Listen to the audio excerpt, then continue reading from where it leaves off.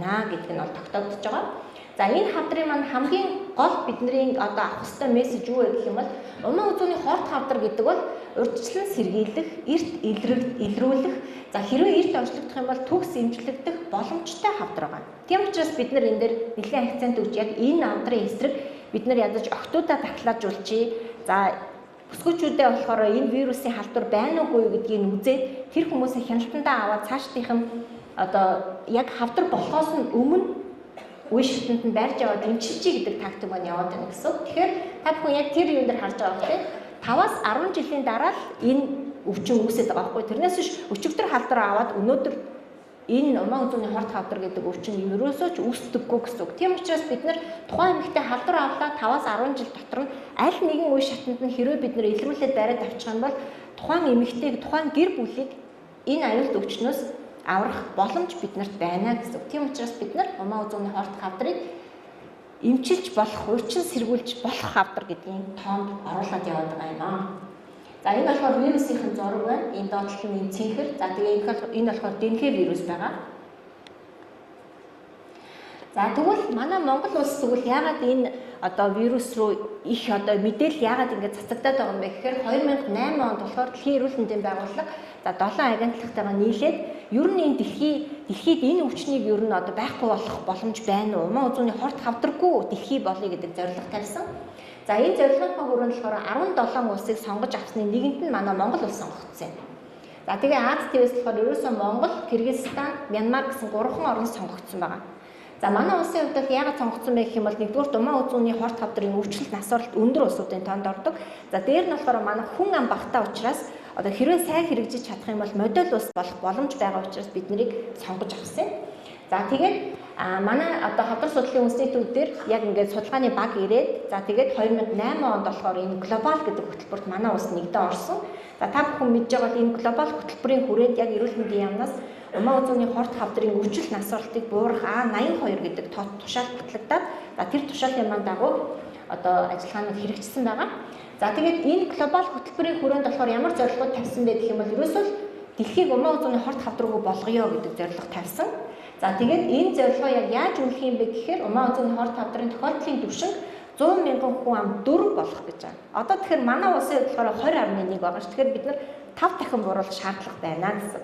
За хизээд өгнөгдөх вэ гэх юм бол 2030 онд өгнөгднэ гэсэн. За тийм учраас биднэрт бол 7 жилийн одоо уйггүй хөдөлмөр бас хүлээгдэж байна гэсэн. 2030 онд бид нар дэлхийд Монгол улс бол ийм хэмжээгээр бууруулж чадлаа гэдэг тайлангаа тавина гэсэн. За тэгэхээр энэ одоо 2030 онд тэгвэл яг энэ зорилгод хүрэхийн тулд бид нар ямар арга хэмжээ авах юм бэ гэхээр Дэлхийн эрүүл мэндийн байгууллагаас бас 3 одоо үе шаттай үйл ажиллагаа гаргаж ирсэн. За нэгдүгээрт нь болохоор анхдагч урьдчилан сэргийлэлт буюу 15 нас хүртэлх охтын одоо хүний папиллома вирусын эсрэг дахлаажуулалтанд хамруулах гэсэн ийм зорилго орж ирсэн. За энэ зорилго бол манайд ерөнхийдөө одоо өнөөдрийн үйл ажиллагаагаар өнгөрсөн 2 жилийн үйл ажиллагаа маань ерөөсөө л энэ рүү чиглээд яваад байна гэсэн. За тэгээд 15 нас хүрсэн охтын 90% нь ямар ч үсэн энэ вирусын эсрэг дахлаажуулалтанд хамрагдсан байх ёстой гэсэн зорилго тавьсан. За дээр нь 35 болон 45 настай эмэгтэйчүүдийн 70 ядаж хамгийн багадаа 70% нь бол энэ вирусын шинжилгээнд хамрагдаад байгаа байхгүй гэдэг нь тодорхой байх ёстой. За нэгэнт одоо илэрсэн уман үзүүний хорт хавдар өвчин болон хавдрын урдил эмгэг илэрсэн тохиолдолд 90% нь бол тусламж үйлчилгээ авсан байх ёстой. За эндгээр нийс засал туяа хийм хөнгөрчлөх гэсэн эмэгтэйч одоо эмчилгээнүүд авсан байх ёстой гэсэн тийм одоо зорилгууд тавигдчихсан байгаа. За энэ дээдлийн зургийг харах юм бол та энэ улаанаар ингээд зурсан болохоор HPV вирусын маань тархалтын зураг байна. За тэгэхээр хэрвээ эндээс анзаарах юм бол 15 наснаас эхлээд ингээд өсөж явсан байгаа.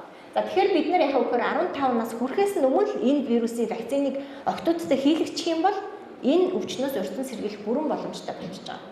За хэрвээ бид нар энэ вирустэй байгааг мэдэхгүй яваад байх юм бол дараагийн шатны преканцер буюу хавдрын урдил эмгэг гэдэг үед нь ядаж барьж авах боломжтой. Энийг яаж барьж авах вэ гэхээр нөгөө вирусыг байна уугүй гэдгийг тодорхойлоод тухайн эмэгтэйг хянаад явуулчихна гэсэн.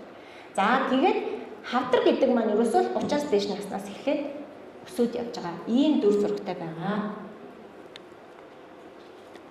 За тэгэхээр бид нар хавдар судлалын үндэсний төв бол анхдагч урьдчилан сэргийлтийг бол бид нар вакцинжуулалтыг хариуцдаг. Вакцинжуулалтын маань хавдар төвчин судлалын үндэсний төв хариуцдаг. Харин бид нар илрүүлэг болон эмчилгээ гэсэн үйл ажиллагааг болохоор хавдар судлалын үндэсний төв хариуцж хэрэгжүүлдэг. За тийм учраас би эрт илрүүлэг гэж шууд 2 дахь үйл ажиллагааных нь одоо цаашаа дэлгэрүүлээд явъя гэж бодож байна.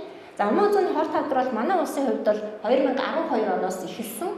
Одоо яг албан ёсоор яг товлолт настай хамралтынхаа хувийг боддог цорын ганц илрүүлэг явагдаж байгаа хавдар маань Умаа үзүүний хорт хавдар байгаа. За бид нар 30-аас 60 насны эмэгтэйчүүдийг Умаа үзүүний хорт хавдрын илрүүлэгт бол хамруулдаг.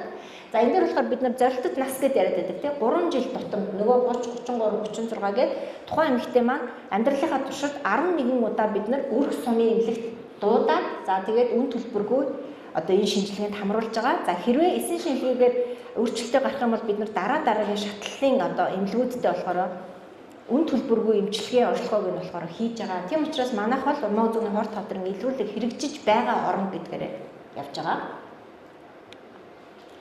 За гэвч илрүүлгийн хамралтын хувь маань бид нар 12 оноос хойш бодоход бол та бүхэн харж байгаа нь Улаанзуураас нь болохоор улсын дундаж байгаа. Улсын дундаж маань ерөөсөө л нэг 30-аас 40% хооронд хэлбэлцэж байгаа. За энэ дээр дээгүүр нь байгаа ягаан зураас болохоор аймагуудын маань хамралт, за доогуур байгаа ногоон зураас нь болохоор хотын хамралт байгаа. Тэгэхээр ер нь л одоо жил бүр аймагуудын маань хамралт маш сайн байдаг. За хотын хамралт болохоор муу байдаг учраас яг энэ хоёрын дунджаар л манай улсын хамралт гараад байна гэсэн үг. Хэрвээ бид нар зөвхөн аймагуудынхаа хамралтаар явах юм бол бараг 40-50% хүрэх боломжтой байгаа. Тэгэхээр хотын одоо дүүргүүд маань болохоор эмэгтэйчүүд маань одоо сайн хамрагдахгүй байна, идэх тун сул байна гэдэг нь болохоор эндээс харагдаж байна. За би аймаг дүүргүүдийг ирсэн юм чинь одоо тухайн аймаг дүүргүүд маань ер нь би бусад аймагуудынхаа дунд хаана явж байгааг гэдгийг харуулахын тулд энэ график оруулсан байгаа. За энэ дээр болохоор аймагуудын дунд ч болохоор 37.8 гэж бодоход за ерөнхийдөө бол Архангай аймаг бол одоо яг энэ 37.8 дээр байж байна. За хамгийн энэ 23 оны одоо илрүүлгийн хамралт байгаа шүү. За энэгээр болохоор Сүхбаатар аймаг маань хамгийн сайн буюу 70.2% хамралттай, Өмнөг аймаг 19.3 буюу хамгийн бага хамралттай байна. За тэгэхээр бусад одоо ямар аймагуд маань тэр энэ 37.8-аас бага байгааг харагдаж байгаа тийм. Архангай бол яг 37.8 дээр байгаа. Орхон, Ховд, Говьсүмбэр, Төв, Говьалтай, Завхан, Өмнөг Говь гэсэн аймагуд маань онцгой анхаарал тавихгүй бол бусад аймагуудаасаа бас нэлээд хоцроод байна шүү гэдгийг анхааруулах байна. За энэ болохоор дүүргүүдийн хамралт байгаа. За дүүргүүдийн хамралт болохоор дунд чинь 30.1 байхад за хамгийн сайн хамруулсан нь Сүхбаатар дүүрэг байна. За хамгийн бага хамралт нь Сонгон хайрхан дүүрэг байна. За тэгээд Хангуул, Баянзүрх, Баянгол, Сонгон хайрхан гэсэн 4 дүүрэг маань болохоор бусад дүүргүүдээс нэлээд хоцролттой яваад байна шүү гэдгийг бас анхааруулж хэлмээр байна. За би сая түрүүний одоо слайдн дээр би 3 үйл ажиллагаа гэдэг энэ дээр болохоор 35 болон 45 настай за би буцаан гаргах. Энэ тийм 2 дахь журдсан сэргийлт гэдгийн хүрээнд 35 ба 45 настай эмэгтэйчүүдэд хүний папиллома вирусын өндөр эрсдэлт хэв шинжүүдийн халдварыг тодорхойлох гэсэн өгүүлбэр би бичсэн мөртлөө баахан эсийн шинжилгээний тухай ярьчлаа тийм. За энэ дээр болохоор зорилт нь болохоор яг хүний папиллома вирусын өндөр эрсдэл хэв шинжүүдийг илрүүлэх гэж байгаа боловч манай улсын хувьд бол одоохондоо бид нар эсийн шинжилгээнд суурьсан илрүүлгээр явж байна. Тэгээд бидний дараагийн зорилго маань яах гэж байгаа гэхээр одоо хэрэгжилж байгаа эсийн шинжилгээнээсээ хүний папиллома вирус илрүүлэх шинжилгээ рүү шилжих үйл ажиллагаанууд маань бас одоо ингээд хийгдэж явж байна. За энэ дээр болохоор бид нар 2019 оноос эхлээд одоо хүртэл буюу одоо бараг 5 жилийн хугацаанд байна тийм. 19 онд болохоор хүний папиллома вирус суурьсан эрт илрүүлэхийн туршилт судалгаа буюу анхны судалгаа маань хийгдсэн. За 2020 онд болохоор Умаа үзүүний хорт хавдрын цогц хяналтын заавар маань батлагдсан байгаа. За энэ заавар дотор хэрвээ чадамж бүрдчихсэн байх юм бол аймаг дүүргүүд аль ч аймаг дүүрэг эсийн шинжилгээнээсээ хүний папиллома вирусын одоо шинжилгээнд суурилсан илрүүлэх шилжих боломжтой гэсэн хууль эрх зүйн баримт маань батлагдчихсан байгаа. Тийм учраас хэрвээ үнэхээр боломжтой бол хүний папиллома вирусын илрүүлэх шинжилгээг нэвтрүүлэх боломжтой гэсэн үг. За гэхдээ одоогоор бол яг даатгалаас одоо вирусын шинжилгээнд хэдэн төгрөг өгнө, та нар хийчих юм бол тэдийг өгнө гэсэн нөгөө зохицуулалт маань хийгдээгүй байгаа. Гэхдээ бол энэ вирусыг илрүүлэх одоо шинжилгээ буюу илрүүлэхийг эхлүүлэх хууль эрх зүйн бичиг баримт бол байгаа шүү гэдгийг хэлмээр байна.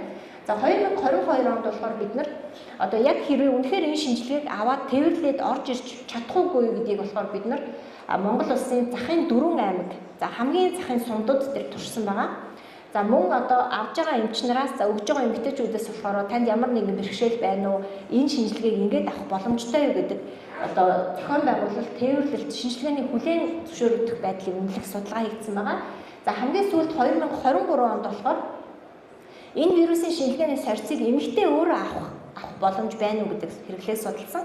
За энэ вирусын маань хамгийн гол онцлог нь бид нар болохоор эсэн шинжилгээ та бүхэн бүгдээрээ мэдж байгаа. Эсэн шинжилгээ авахд нөгөө шаардлага хангаагүй наац гэдэг юм аягүй гардаг тий. За тэгэнгүүт нөгөө өрх суман дээр ажиллаж байгаа эмчнэр маань дандаа ерөнхий мэргэжлийн эмч байдаг. За бүр тэр дундаа шинжилгээ авж байгаа хүмүүс маань дандаа их баригч буюу сувлагч нар байдаг. Тэгэхээр зарим хүмүүс яадаг вэ гэхээр нөгөө эсэн шинжилгээг авахдаа яг уман хүзүүгөө олж чаддаггүй. Ерөнхийдөө наагур нь мазок ч юм аваад явуулчихдаг учраас эсэн шинжилгээний маань нөгөө мэдрэг чанар маань аягүй хэлбэлцээд байдаг.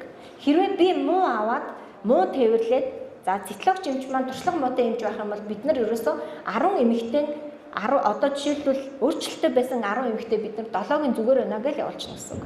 Тэгэхээр эсэн шинжилгээний мэдрэг чанар аягүй бага байгаа учраас бид нар илүү мэдрэг чанар өндөртэй энэ вирусын шинжилгээ рүү шилжих гээд үзээд байгаа гэсэн. Энэ вирусын шинжилгээ болохоор бид нар хаанаас ч авсан вирус гарна гэсэн.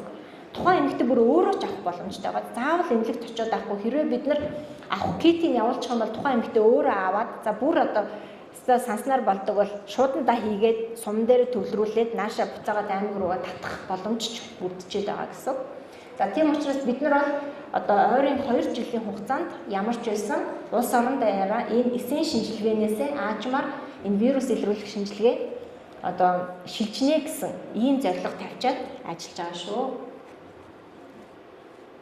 За ерөнхийдөө ингээд миний ярих нь дуусчлаа. Анхаарлаа тавьсан баярлалаа.